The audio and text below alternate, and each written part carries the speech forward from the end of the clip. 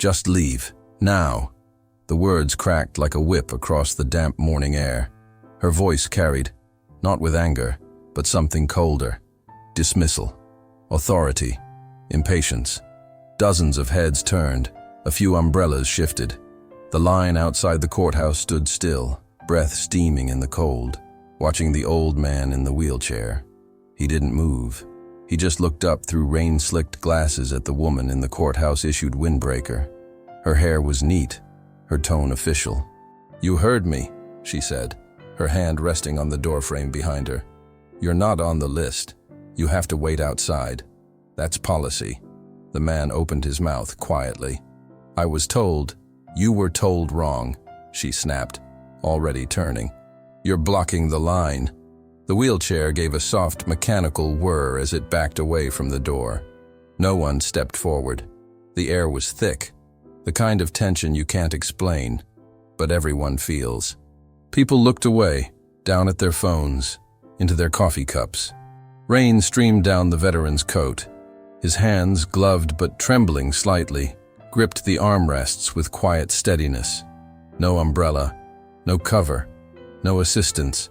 Just an old man in a motorized chair, soaked to the bone, holding a folded letter that no one had asked to see. The beret in his lap was beginning to sag from the weight of the water. He adjusted it without looking down, fingers slow, deliberate, practiced. "Daddy." A girl's voice came from the back of the line, soft and uncertain. "Why's that grandpa all wet?" A man in his 30s looked toward the old soldier, then at the officer, then back again. He didn't answer, because in that moment, no one had, but someone was watching.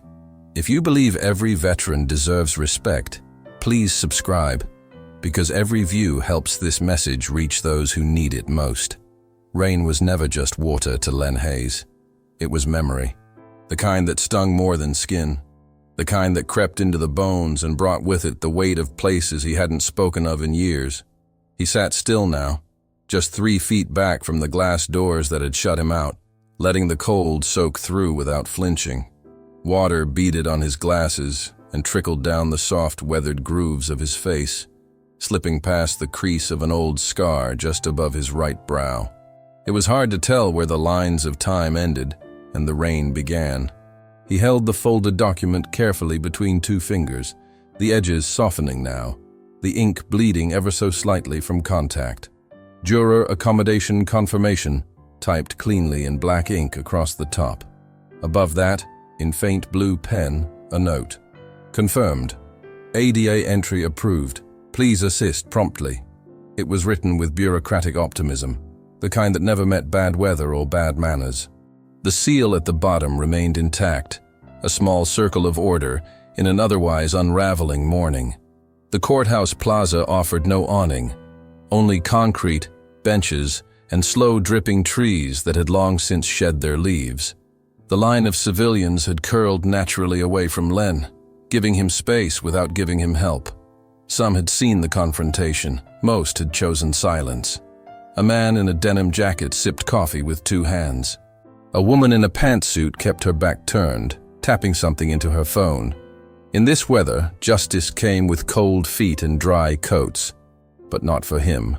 Len adjusted the lap blanket across his legs. The fabric was damp now, clinging to the corners of his knees. With quiet precision, he tucked the right edge beneath his thigh, then smoothed the middle with a slow brush of his palm. His movements were not hurried nor clumsy, just slowed by the quiet dignity of repetition. The same way he had polished his boots every Sunday morning.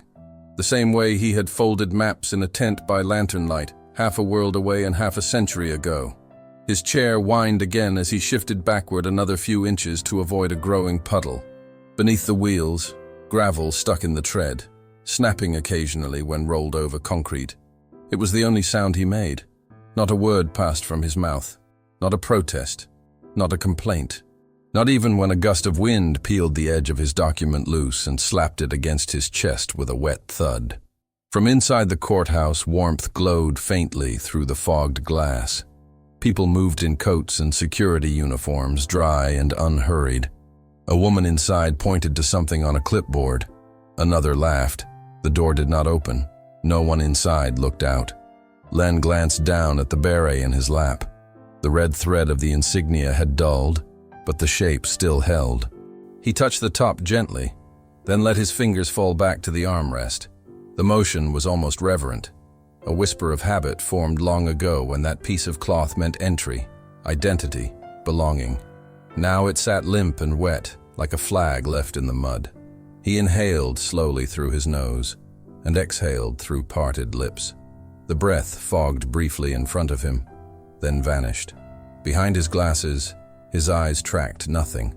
They simply looked forward, unfocused, as though remembering something beyond the courthouse wall. In his silence, he was farther away than the others could guess. Somewhere else entirely. Somewhere louder, hotter, where rain fell differently, and orders were barked instead of typed. The courthouse clock struck 8:43. Still 17 minutes before check-in. Still 17 minutes to be denied a doorway designed to be wide enough, but not willing enough.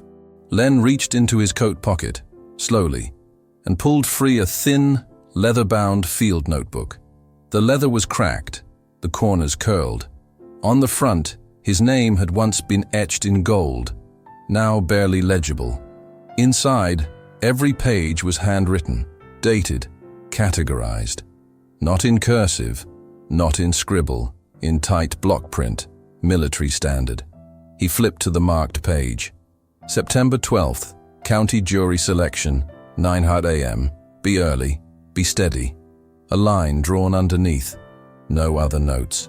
That was all the instruction he needed. That was the kind of order he had never failed to carry out. The notebook stayed open on his lap. His gloved hands rested atop it like a soldier at parade rest. There was calm in the way he sat, even as the rain picked up, even as boots shuffled around him. His body didn't shrink, it held position. Not out of pride, but because that was what one did when the world pressed in. You held your position. A man brushed past him too closely, accidentally bumping the arm of his chair. Len barely moved, but the man gave a backward glance, eyebrows pinched. He didn't apologize, just adjusted his umbrella and moved on. Another pair of footsteps slowed near him, paused, then kept walking. Their coats stayed dry. Their eyes didn't meet his. To Len, this wasn't new. Not really. The faces changed, the language changed, but the shape of the moment was familiar. Disregard came in many uniforms. It came with rifles once. Now it came with clipboards and lines and closed doors. The weapon had changed, but not the wound. Behind him, the little girl in the purple raincoat spoke again. Her voice was louder now, tugging at the attention of those around her. "Daddy, he looks cold." A silence followed. Then a whispered reply. "He is." But Len didn't hear it. He was writing something now, quietly, in the corner of the notebook. 3 short words, pressed into the wet paper so lightly the pen almost didn't take. He stopped mid-sentence. He looked up again. The courthouse door hadn't opened. The woman who had barked the command was now standing inside, sipping from a tall paper cup. She was speaking to someone, a man in a tie. She laughed. Len saw her eyes pass briefly over the glass pane, but if she recognized him, she gave no sign. He lowered his gaze again, slowly. No bitterness in his face, just resignation. He opened the small zippered pocket on the side of his chair and removed a plastic sleeve. Inside was a black and white photograph, curled at the edges, protected by time and laminate. It showed 5 men standing in a line. One of them, younger, thinner, still unmistakably Len.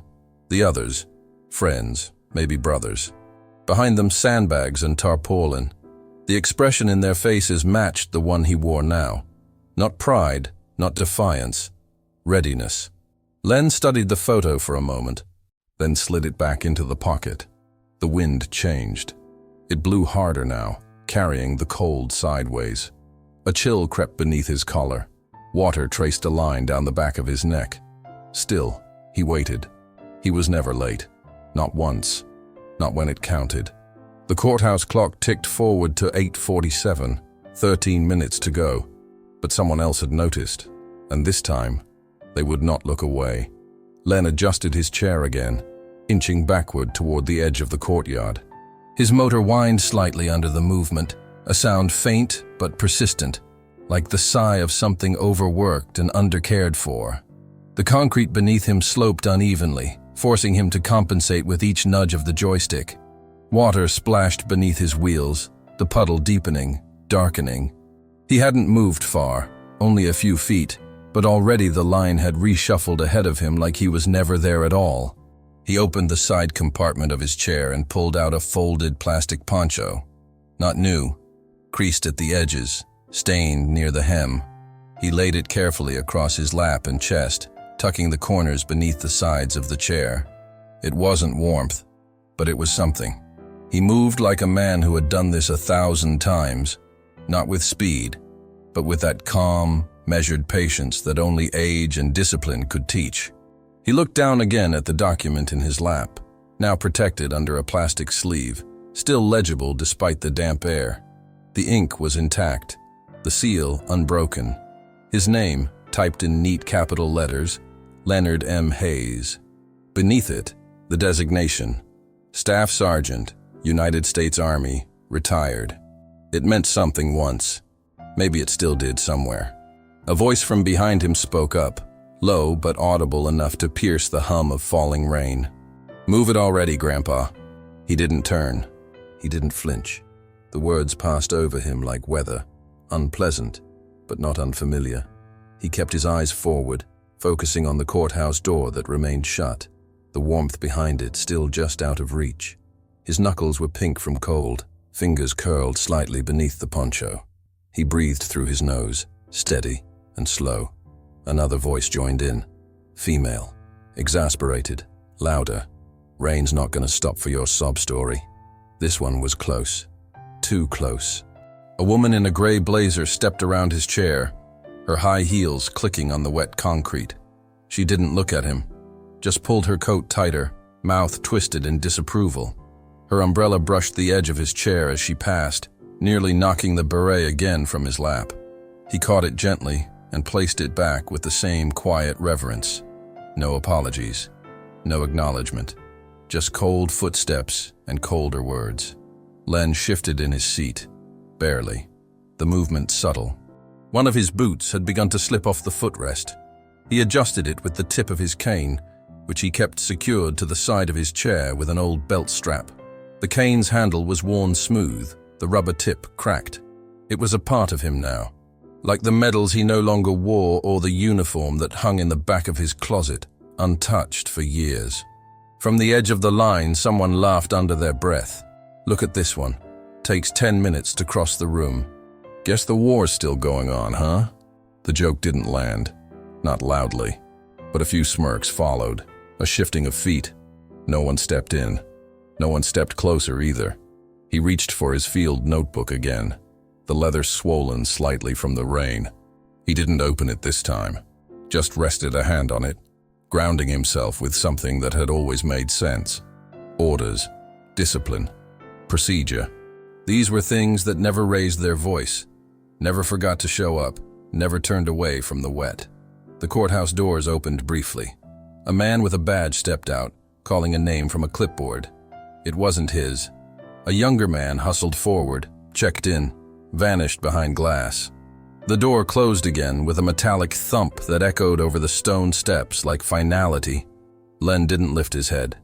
A teenager leaned over to whisper to someone beside him. His hoodie was soaked. His sneakers squeaked with each shift of weight. "Bet he printed that paper off Google," the teen said, grinning. "I seen that trick on TikTok," the friend replied. They laughed, quiet and hollow. Len kept his face still. His expression didn't change. But his fingers tightened just slightly on the edge of his lap blanket, a twitch more than a grip. He adjusted the position of his feet again, checked the document once more as if to confirm its reality. The stamp was still there, the seal still pressed in ink. It was not a trick. It never had been. Behind him, the line crept forward another few steps. No one made space for him. He didn't ask them to. A woman passed by with a small service dog in tow. The dog looked up at Len and paused. Ears perked. She tugged its leash gently, not unkindly. but without stopping. She didn't look at Len, just moved on, the dog's paws splashing lightly in the water beside her. The courthouse door opened again. The same assistant from earlier stood in the gap, clipboard in hand, face impassive. She called another name. This time she noticed Len, for a second, her eyes landing on the plastic-covered form in his lap. She said nothing, made no gesture, then turned away and disappeared inside. The door clicked shut behind her, rain returning to its full drumbeat. He exhaled through his nose, long and steady, reached down and adjusted the edge of his poncho where it had begun to flap loose in the wind, tucked it beneath the seat strap, then sat back, hands folded. Behind him, boots shifted. A man muttered something about entitlement. Another mentioned how everyone's a hero these days. The courthouse clock ticked forward, 8:51, and not a single soul had stood beside him. Not yet, but someone else had noticed, and this time, they would not look away. A gust of wind came down from the north, colder now, sharper. It rolled over the courthouse plaza like a slap, lifting ponchos, snapping umbrellas, and slicing through layers of wool and nylon. Len felt it before it arrived. The sudden shift in air pressure, the prickling cold at the base of his neck. He leaned slightly forward to shield the paper in his lap. But it was the beret that moved first. It tumbled from his knees, lifted by the wind, and dropped to the wet stone with a sound so soft it was almost imagined, more a whisper than a fall. The scarlet cloth darkened instantly with moisture, curling slightly at the edge as rain began to soak through. Len stared at it for a moment, motionless. Then, with slow precision, he reached forward in his seat, one hand bracing the chair arm, the other extending downward. The angle was wrong, his shoulders strained, his back curved painfully. His fingers touched the fabric, barely, but the chair's arm blocked full reach. His balance shifted, just a little too far. The front wheels tilted forward. For one sharp, suspended second, the world held its breath. Then a loud, wet slap of palm to pavement as Len caught himself, just inches before falling from the chair. The sound echoed louder than it should have. Behind him, someone chuckled. "You all right, Rambo? Or just reliving the glory days?" The laughter that followed wasn't loud, but it was enough. Just enough to let the venom show through the drizzle. Len straightened slowly, pulling himself back upright with a quiet grunt of effort. His hand, now muddy from the stone, smeared a brown streak across his lap as he steadied himself. He looked down at the beret, now out of reach beneath his chair. He didn't ask for help. Inside the courthouse vestibule, the doors opened again. The assistant stepped out once more, her clipboard held tight to her chest, the wind tugging at the hem of her jacket. She scanned the line with mechanical detachment before settling her eyes again on Len.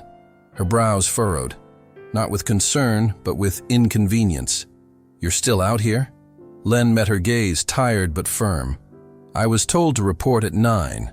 I brought documentation." He lifted the plastic-covered form slightly, just enough to show the seal. She didn't look at it. Instead, her voice rose a few notches, not yelling, but loud enough for others to hear.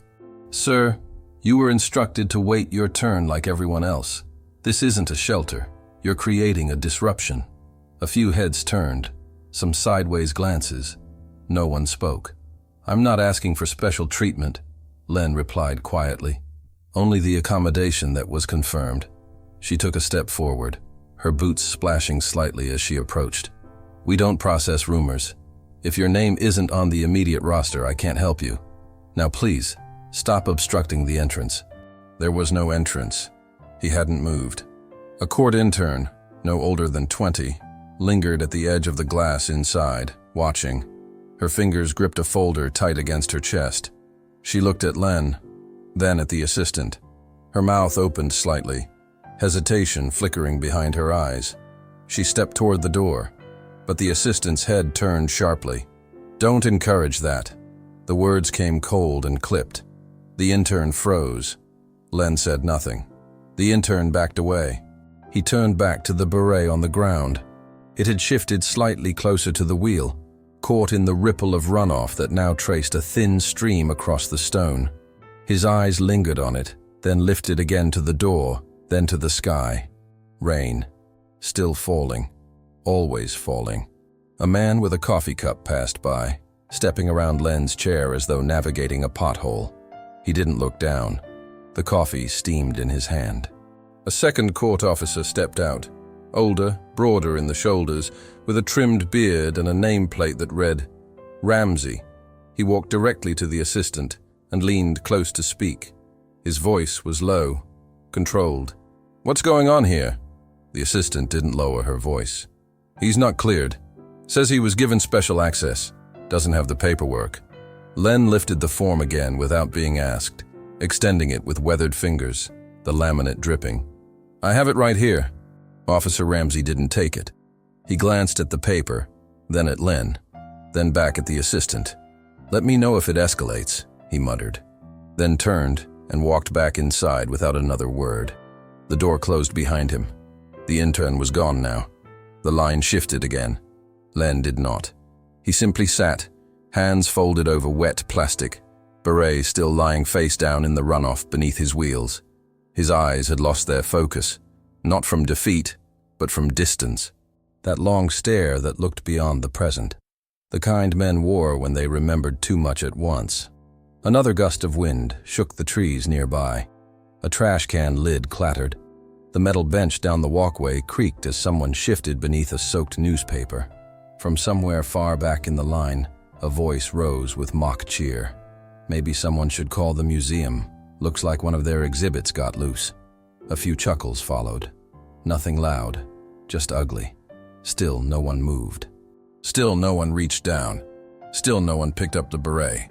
Len stayed upright, silent, one hand resting near the joystick of his chair, the other gently brushing rainwater from the folded notebook still resting atop his knees. His touch was careful, protective, as though it contained more than pages, perhaps years, perhaps ghosts. Inside, the security checkpoint buzzed softly as another name was called. The courthouse clock turned to 8:58, 2 minutes to 9. And still, the old soldier didn't flinch. The courthouse clock struck 9, the sound echoing softly through the chilled, wet plaza like a bell from some other time. Len's fingers adjusted the edge of his lap blanket again, smoothing the damp fabric with a careful palm. There was a method to his movements, not compulsive, not restless, just exact. Each motion had a reason. Each breath had its depth. The wind pressed harder now, but his posture didn't fold. His spine stayed straight. His head didn't bow. The rain hadn't stopped, not even for a minute. It had simply changed direction, now slanting in from the east, sweeping beneath collars and creeping down necks. The others in line shifted and squirmed under umbrellas, pulling coats tighter, stepping from foot to foot. Len remained exactly where he'd been, his body still, his discipline unshaken. He reached slowly for the old military field notebook in his lap. The leather cover was wet now, softening, but still intact. The corners were rounded from years of use, the stitching frayed near the spine. He opened it with a steady hand, flipping to the page marked with a faded cloth tab. Dark green, the same color as his service fatigues decades ago. His eyes scanned the entry without rereading. He knew what it said. He'd written it with intention. September 12th, County Jury Duty, 0900. Arrival confirmed. ADA form submitted. Bring patience. Be early. Be steady. He read the words without emotion, then traced a thin line beneath the final sentence. His pen moved slowly, the ink bleeding slightly into the damp paper. He didn't mind. Nothing worth keeping was ever free of wear. Behind him the line moved again. Umbrellas shifted. Another name was called. Another person entered. Len did not. His right hand moved to the edge of his collar. The top button of his coat had come loose in the wind. With careful fingers, he re-threaded it through the loop. One try, clean, no fumbling. Then he adjusted the flap of his poncho so it laid flat against his chest.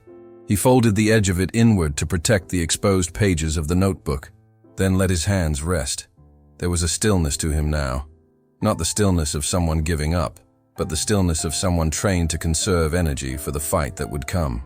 The same stillness he once carried in a foxhole in January, waiting for dawn with half-frozen boots and a radio that wouldn't stop crackling. Inside the courthouse, a man in a suit laughed and slapped another on the back. Their silhouettes danced briefly against the frosted glass before disappearing. No one looked out. The doors remained closed. The heat inside was for those who belonged. Len adjusted his position slightly. One hand eased the joystick on his chair just a fraction to the left. The tires rolled over a small ridge in the stone, a minor correction, but one that allowed him to square himself with the building directly, face to face. Even now, soaked and ignored, he aligned himself as though standing at attention before a superior. A pigeon landed near his wheel. Feathers puffed against the rain. It stared at him for a moment, then bobbed away. No one else noticed. The courthouse assistant had not returned. Perhaps she believed the message had been delivered clearly enough. Perhaps she didn't believe there would be anyone left who might challenge her word. Len's hand moved again, not to adjust but to remember. He reached up and touched the edge of the scar just above his brow. A line earned from something long ago. The kind of mark that faded only in color, never in memory. He didn't linger on it, just touched it, then dropped his hand back to his lap and rested it flat. The sound of heels clicked along the sidewalk. A woman passed with a phone pressed to her ear, her free hand struggling to keep her umbrella from flipping in the wind. She glanced at Len. Her eyes swept over him. The wheelchair, the beret on the ground, the paper in his lap, then darted away again, not quite fast enough to hide her discomfort. She kept walking. Len didn't look at her. Instead, he reached slowly down the side of his chair, fingers curling around the handle of the small folding cloth he always kept tucked there. He used it to dry his glasses. Not once, but twice. The first pass removed the mist. The second was for precision. He held the lenses up to the gray light and checked for streaks, then placed them back onto the bridge of his nose, aligning them with care. To those watching, if any still were, it would seem like a pointless ritual. But to Len, it was one more act of control in a world that had forgotten what precision meant. He may have been wet. He may have been cold, but he would see clearly. Farther down the line, a woman whispered something to a man beside her. He shrugged. She looked away, then back at Len. Her face shifted. Not guilt, not sympathy, just unease. A siren passed in the distance, the low wail of an ambulance fading into the east. Len's head turned slightly, following the sound until it vanished. Then he returned to facing the doors. A man coughed behind him. Another cleared his throat. The air felt heavier now, not from the weather, but from the silence left in place of action. It had gone too far, too long, and no one had moved. But not everyone had looked away. Near the back of the line, between two tall men in raincoats, a smaller figure stood motionless. A girl in a purple jacket, her hand still wrapped tightly around her father's fingers. She was staring at Len. And this time, her father was staring too. Mason Rudd had seen enough. Not just here, not just now, but in 100 places like this, stretched across years and miles that left their own quiet wounds. He stood near the back of the line, his coat zipped to the collar, rain trickling off the bill of his cap and down the back of his neck. His daughter's small hand was laced tightly through his fingers, her glove damp and soft against his palm. She hadn't let go since the moment she asked the question, "Why is that grandpa all wet?" He hadn't answered her, because deep down, he didn't know what words would make it better. He had watched the whole thing unfold, the clipped orders, the dismissal, the slow retreat of the wheelchair into cold and rain. He'd heard the muttered jokes, seen the flickers of discomfort pass over people's faces like clouds, always moving, never staying long enough to cast a shadow of responsibility. And still, the old man sat. Mason squinted through the mist and the shifting umbrellas ahead. The distance wasn't far, but it felt like miles. The man's back was straight. His head was high. One hand rested calmly on a soaked notebook, the other near a joystick that hadn't moved in minutes. That beret still lay just beneath the wheel, untouched, unclaimed, mud-streaked now, like the rest of the morning. He remembered men like that, the ones who didn't blink in a firefight, the ones who showed up on time, every time, even if it meant crawling. He'd seen them on tarmacs and in transport trucks, their duffels strapped with care, their boots laced without flourish. Men who never asked for credit because duty wasn't a favor. It was a promise. Mason shifted his weight, his knees stiff beneath soaked jeans. His daughter looked up at him again, this time with eyes that asked something deeper than words. Her voice came softly. "Is he a soldier?" Mason didn't look down. He just nodded once. "Yeah," he said. "He is." She was quiet for a moment, then asked, "Is he alone?" The question hung in the air like smoke. He didn't answer. Not yet. Ahead, the courthouse door opened again. The assistant stepped out. Same clipboard, same expression. She didn't look at the veteran, just called another name, waved another person through, and let the door close behind her. Mason saw the old man shift slightly in his seat, not out of impatience, but calculation. He adjusted his posture, rechecked the document, resmoothed his blanket. Not one motion was wasteful. Even in silence, even in neglect, he moved like someone who knew the difference between chaos and order. It burned Mason from the inside. He had been out 8 years now. Army Reserve, 2 deployments, 1 back brace, and 1,000 restless nights later. And he still felt that instinct, the one that screamed when something was wrong and no one did anything. He had learned to ignore it, like most did, because speaking up came with its own cost. But sometimes, the silence was heavier than the noise. His grip on his daughter's hand tightened just slightly. She looked up at him again, searching his face. "Daddy?" she said. "Why doesn't someone help?" That was the moment the weight tipped. It wasn't outrage. It wasn't pride. It was something simpler, something steadier. Because some people forget what honor looks like. But Mason hadn't. He gave one last look around. No one else moved. No one else spoke. They all saw. They just didn't. Then his feet moved forward. Just one step, then another. Mason's boots echoed differently once he stepped out of the line. The wet stone beneath him was uneven, pooling rainwater around his soles. But his stride didn't falter. There was no rush, no declaration, no sudden change in tempo. Just motion. Deliberate, quiet, intentional. The same way he'd walked into briefings years ago, focused, grounded, already clear on what had to be done. He moved past the umbrellas and side glances, through the gap that seemed to open not by invitation, but by discomfort. No one reached to stop him. They only watched. The distance between the back of the line and where the old soldier sat wasn't far, 20 feet at most, but it felt like crossing a battlefield. Not because of danger, but because of what it meant to be the only one moving toward the man who had been left behind. Len didn't turn. He didn't know someone was coming. His eyes remained steady, facing the courthouse, fixed on the doors that hadn't opened for him. He was motionless, still aligned, still waiting. The document in his lap had stopped dripping, now just damp and curling at the corners. The beret remained on the ground beneath his left wheel, soaked and misshapen, stained with city dirt and runoff. Mason knelt. He didn't speak. He didn't introduce himself. He simply bent his knees, slow, careful, respectful, and reached for the beret with both hands, as if retrieving something sacred. The fabric was heavier now, the rain having soaked deep into every thread. Mason turned it over gently in his palms, brushing away the grit, smoothing out the edge with his thumbs. Then he rose, stood tall, and placed it on Len's lap. Len looked down at it, then up. Their eyes met. Not wide-eyed, not surprised, just steady.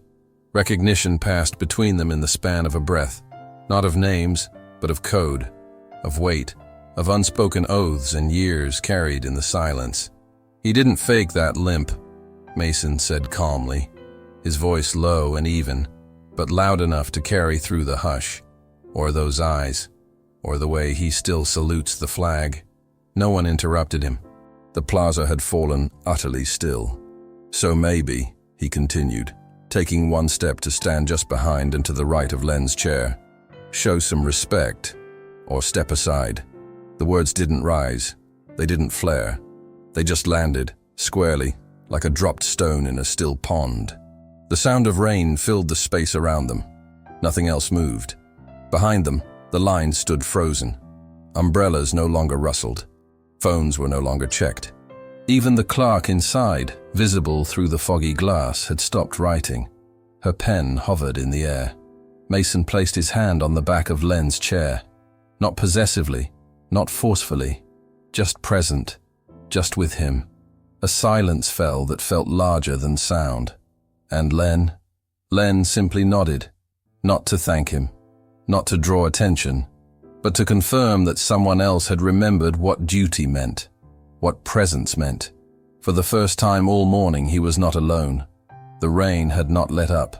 It whispered against the stone, hissed against coats and umbrellas, formed rivers along the edges of the courthouse steps. But in the center of it all, something had changed. Not the weather, not the time, but the air itself. It had become stiller somehow, heavier with meaning.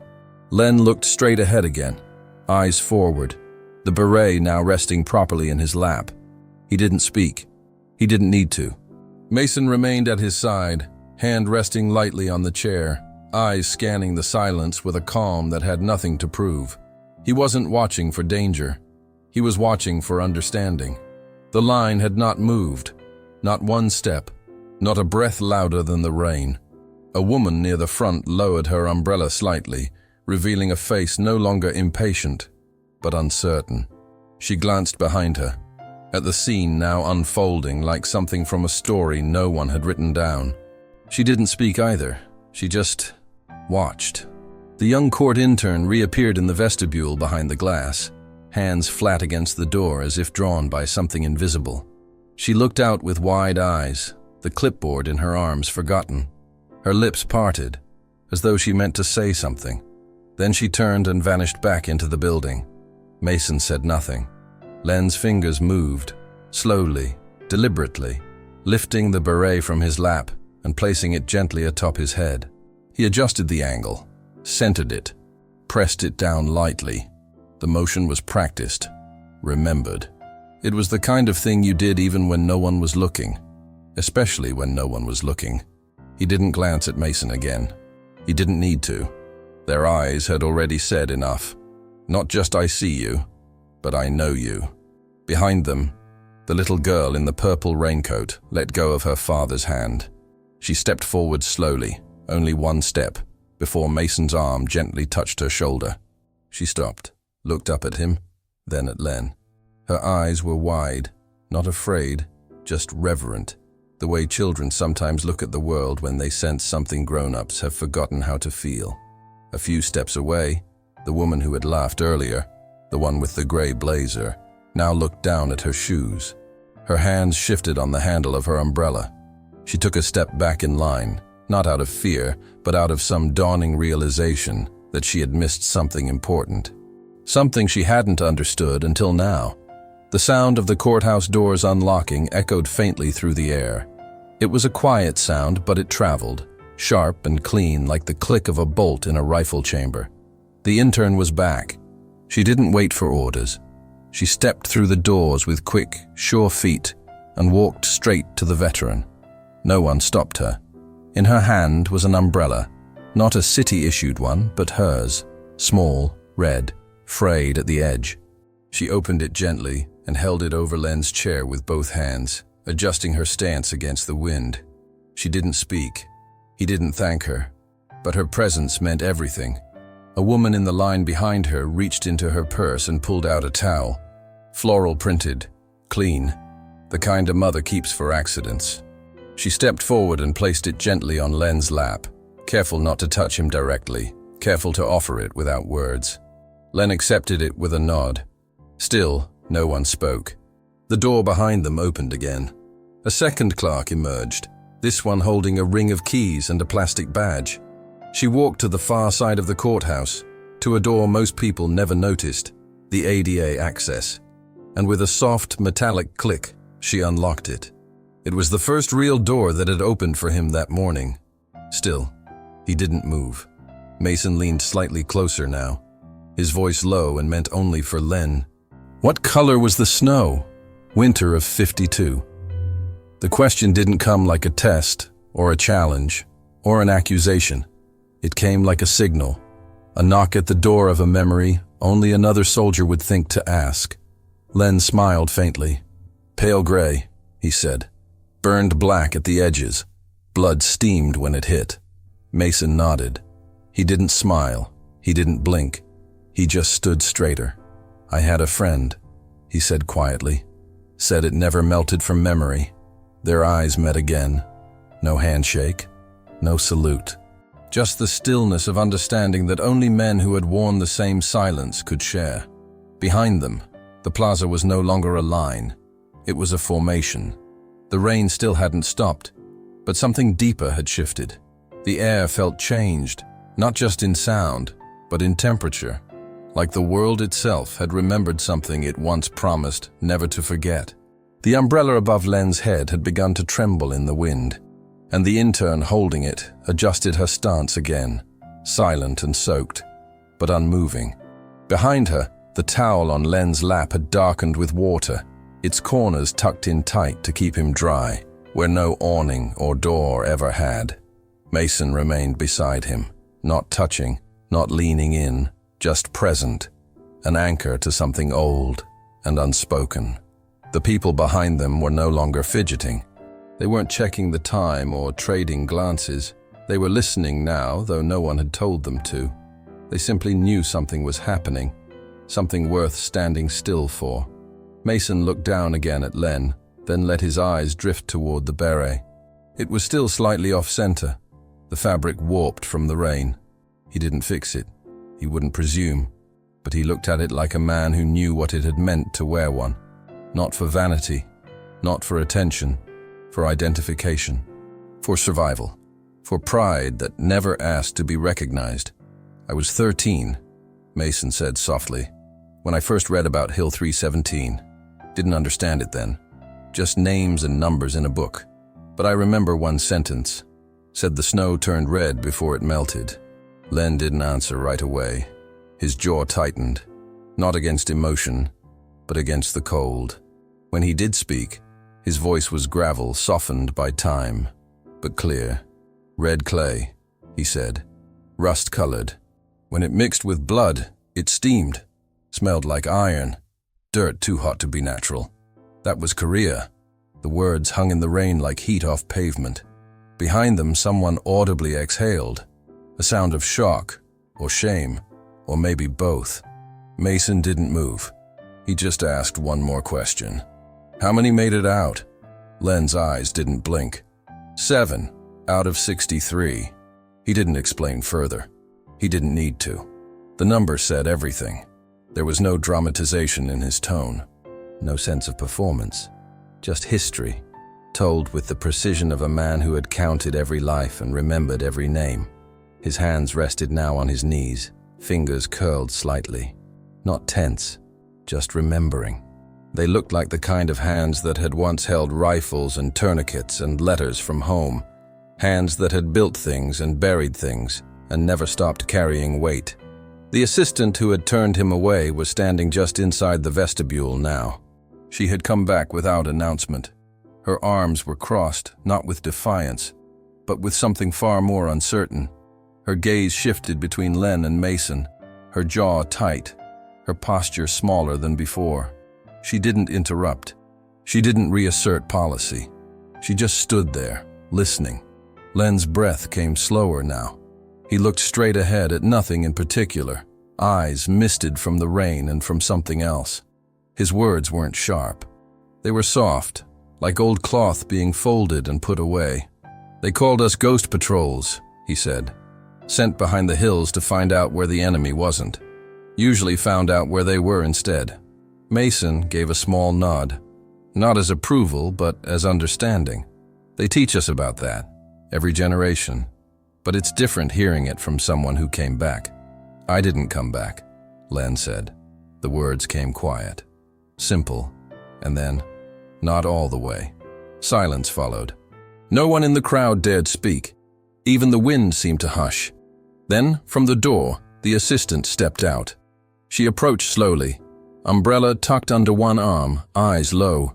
Her voice was different now, lower, unsure, human. "I didn't know," she said, barely above the rain. Len turned his head, slowly, calmly. "I didn't ask you to." She opened her mouth as if to say more, then stopped. Her eyes dropped to the paper in his lap, the document she had refused to see. She reached forward now and took it gently in both hands, careful not to crease it, and read it fully this time. Then she stepped back and nodded to the intern by the ADA door. The door opened, wide this time. No lock, no clipboard, no objection, just space, room, access. Len didn't move yet. He looked at Mason. The younger man said nothing. He didn't have to. And in that breath between stillness and motion, between wet stone and opened doorway, the people behind them saw something they hadn't noticed before. It wasn't the beret. It wasn't the scars. It was the silence. The kind you earn. The kind you carry. The kind you don't use to shame, but to remind. And for the first time all morning, no one could look away. The doors to the courthouse opened wider now, not just the narrow ADA access panel, but the main entry itself. Both glass panels swung open at once, as if the building had finally understood it was time to let something in. The assistant who had once stood between Len and that threshold no longer blocked the way. She stood off to the side now, clipboard lowered, arms slack at her sides, eyes fixed not on her notes, but on the man who had waited without complaint. Inside, the hallway buzzed softly with voices, but they were quieter now, muted. Something had stilled the place from the inside. The rhythm had changed. Courthouse staff paused mid-step, drawn by something unseen. The usual procedural tempo had lost its grip. A tall woman in a navy blazer appeared at the entry, her badge polished, her shoes wet from walking through the plaza. She was the courthouse supervisor. Her expression was unreadable at first, her jaw set with the weight of someone who had been told too late, but arrived anyway. She stepped directly into the rain, her blazer growing darker with each drop, but she didn't flinch. She walked toward Len with purpose, but not performance. When she stopped in front of him, she didn't start with a greeting. She looked at the beret, then at the soaked lap blanket, then at the veteran's eyes. "I'm sorry you were made to wait," she said, her voice firm but respectful. "And I'm more sorry no one stopped it sooner." Len didn't nod. He didn't dismiss her. He just watched her face, and she, in turn, didn't falter. "From today forward," she continued, her voice carrying across the wet stone, "all veterans reporting for civic duty will be escorted through the ADA entrance the moment they arrive. No waiting, no requests, no exceptions." Her gaze turned to the assistant nearby, not with anger, but with expectation. "Make sure everyone knows. That includes court officers and security staff." The assistant nodded. It wasn't the stiff, defensive nod of someone avoiding blame. It was smaller, slower, acknowledging more than a directive. The supervisor turned back to Len. "We'll also be retraining all frontline staff on ADA protocol and veteran priority service. This won't happen again. Not here." She didn't ask for approval. She simply stated the change. Mason stepped forward now, not as a challenger, but as someone offering a measure of quiet reinforcement. Sometimes it takes one man holding the line to make others remember why it was drawn in the first place. The supervisor looked at him, then at Len, then past them, toward the growing line of civilians who had all heard every word. She turned slightly and pointed to the entrance. "Let's begin with this. Sergeant Hayes is checked in. As of now, he's first." No one in line moved, but not because they disagreed, because they agreed. Fully, silently, completely. One by one, people lowered their umbrellas. Not out of surrender, but out of deference. A woman near the front reached into her purse, pulled out a pen, and wrote something on the back of her jury notice. Then stepped out of line, not to leave, but to stand behind Len's chair. A man in work boots followed, then another, and another. By the time the staff opened the ADA door fully, there were dozens standing behind the veteran. Not blocking him, not crowding him, but standing with him. Rain fell across the formation like soft static, the sky above iron gray and watching. A court clerk approached the open ADA door with a dry towel in hand and carefully dried the wheels of Len's chair before he rolled forward. She didn't say a word, just worked with care, her fingers delicate and sure. The moment was not grand. It was correct. Correct in the way a flag is when hung at full height and not half. Correct in the way an oath is when remembered instead of quoted. As Len began to roll toward the open entrance, his chair moved smoothly now, the front wheels climbing the small incline with a hum barely louder than the breath of those watching. And for the first time that morning, the courthouse door remained open, not for convenience, but for him. The following Thursday, the rain came again, not heavy, but enough to stir memory. The sky above the courthouse was overcast, the color of old tin, and the leaves on the trees had just begun to turn. Their edges curled gold and brown. A light breeze carried the scent of wet brick and distant diesel, familiar, grounding. But the entrance to the building was different now. There were no lines twisting into cold corners, no huddled groups debating order. Instead, a small folding sign had been posted just beneath the courthouse seal. It read simply, "Veterans reporting for civic duty. Proceed to ADA entry, no waiting." Below it, laminated against weather, a contact number and the name of the staff liaison, Assistant Coordinator R. Ellison. She was the one who waited at the door now, not behind it, but just outside, umbrella in one hand, clipboard tucked beneath her coat, eyes already scanning the plaza. Her posture was changed, no longer rigid, but attentive. She didn't speak loudly, she didn't order, she greeted, she nodded. And when Len arrived, exactly on time, exactly as before, she stepped forward to meet him without hesitation. "Good morning, Sergeant Hayes," she said, offering him a dry folder with his access badge already clipped inside. "Welcome back." Len, dry this time beneath a well-fitted coat and a wide-brim hat, returned the nod. "Appreciate it," he said. His voice was as even as ever. He wore the same beret, the same one that had once rested in a puddle while the world looked away, now cleaned, reshaped, and worn with quiet resolve. His field notebook was tucked into a satchel across his chest. The towel from last week, freshly laundered, folded neatly beside it. Inside the lobby, the ADA ramp had been repainted. A small brass plaque had been screwed into the wall beside it. Nothing flashy, nothing large. Just 6 words, etched into the metal. "Honor begins with who we notice." Mason Rudd stood beside the ramp rail, one hand resting on the cool metal, the other in the pocket of his coat. His daughter stood next to him in the same purple jacket, now too small in the sleeves. She held a coffee cup with both hands, careful not to spill. The smell of black coffee drifted faintly in the air. She approached Len without prompting and handed him the cup. "No cream, no sugar," she said proudly, like last time. Len accepted it with both hands. "Perfect," he said. The girl smiled. Mason nodded. The 3 of them stood there for a moment. Not a tableau, not a statement, just a simple human alignment. A moment that felt more like tradition than ceremony. Across the room, another man in uniform, much younger, newer, sat on a bench, paperwork in his hands, looking unsure. Len noticed him, rolled slowly in that direction, and parked beside him without a word. After a moment he said, "First time showing up like this?" The younger man nodded. Len handed him a laminated page from his folder. "Little advice.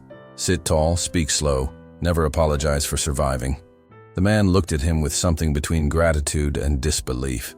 Len sipped his coffee. Around them, court staff moved differently now. Not performative, just aware. The intern from before, the one who had held the umbrella, now wore a staff badge. She passed by with a small salute, not military, just respectful. Len returned it with a nod. The officer who had once walked away without a word now stood watch near the door, holding it open as another man in a wheelchair arrived. This one was younger than Len, legs gone from the knee down, a service dog at his side. "Right this way," the officer said. "We've got everything ready for you. No clipboard, no hesitation, just welcome."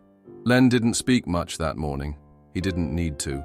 He spent an hour at the long wooden bench near the entry hall, helping new veterans fill out civic forms, reminding them what the process meant. Not correcting, just guiding. His voice was slow, steady, his tone never raised. And when he left, right on schedule, he passed the folding sign again, nodded once at the clerk, and turned down the sidewalk. Mason and his daughter walked beside him, not speaking, not needing to, because some things don't have to be announced. They just need to be remembered. And now, they would be. If stories like this resonate with your heart, like and subscribe for more untold moments of honor and kindness. Let us know where you're watching from, and if this brought back a memory you carry with you. And the best way to honor their memory is to keep listening. Click on the suggested video now, and we'll walk together through another untold chapter of courage and sacrifice.